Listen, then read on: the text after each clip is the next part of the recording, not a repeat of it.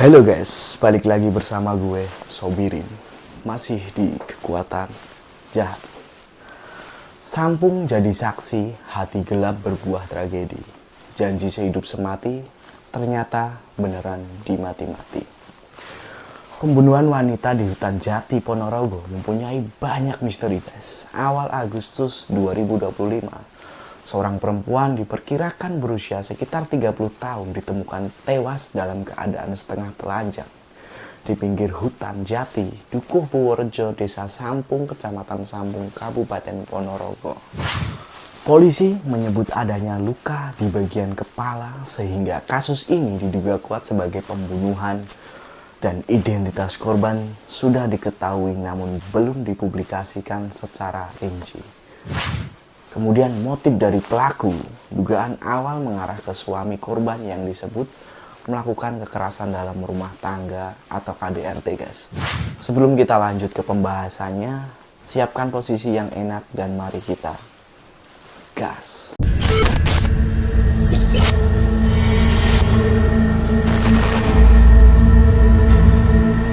Nah guys, kabar duka dari Ponorogo mendadak mengguncang publik pada pertengahan Agustus 2025. Warga dikejutkan oleh temuan seorang perempuan muda bernama Alif yang diketahui tewas secara tragis. Dan awalnya tetangga sekitar hanya mendengar keributan kecil yang terjadi pada malam sebelumnya. Namun keesokan paginya, suasana berubah mencekam setelah tubuh Alif ditemukan dalam kondisi mengenaskan.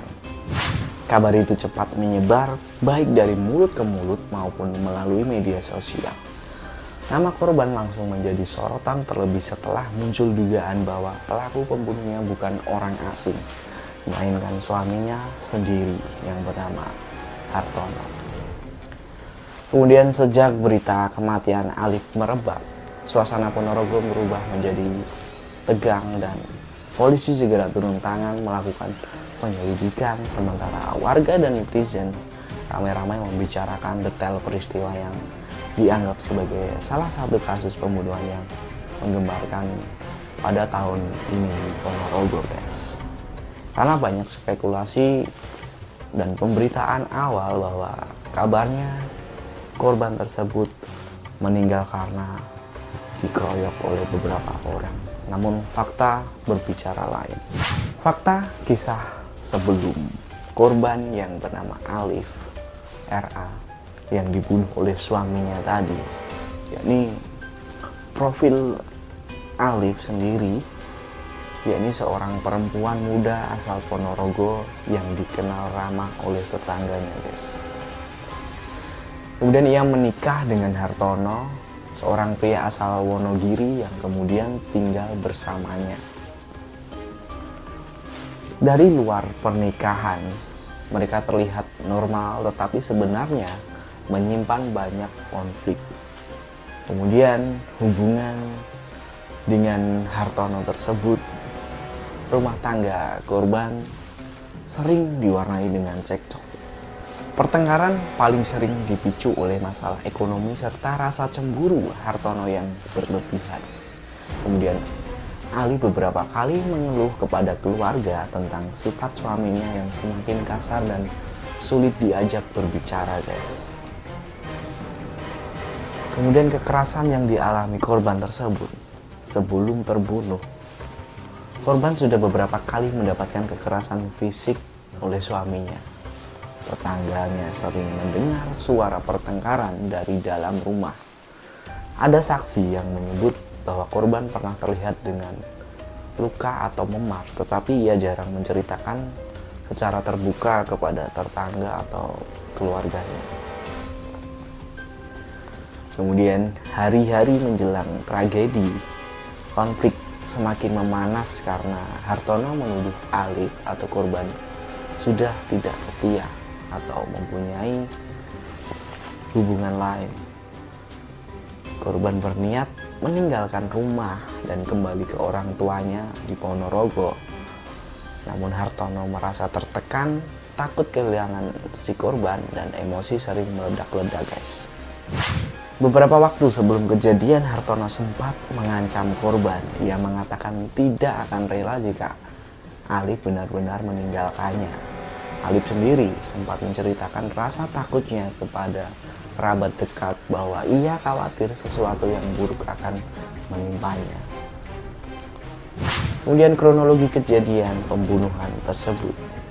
Awal mula konflik, keduanya sempat cekcok saat berboncengan menuju Wonogiri. Emosi pelaku meningkat ketika korban mengucapkan doa yang menyinggung orang tuanya. Yakni korban ini mendoakan keluarga tersangka ini agar meninggal.